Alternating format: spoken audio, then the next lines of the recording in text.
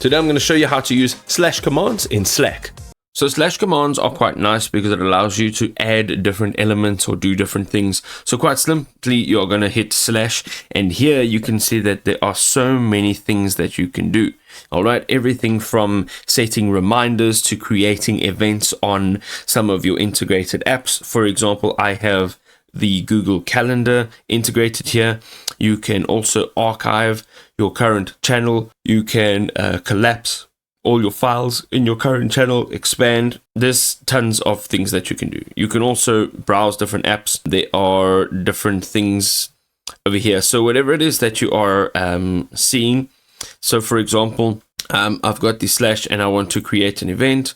And it's going to literally open this up. It's going to ask me to add in a title, guest, select my calendar, and create a date over here. So let's say the 28th, duration 30 minutes, available times. It'll give you your available times according to your Google Calendar. Go ahead, add a description over here. And then you can also share the meeting with any one of these channels or individuals. And then you can turn that off if you don't want it to be shared. Go ahead, click on create.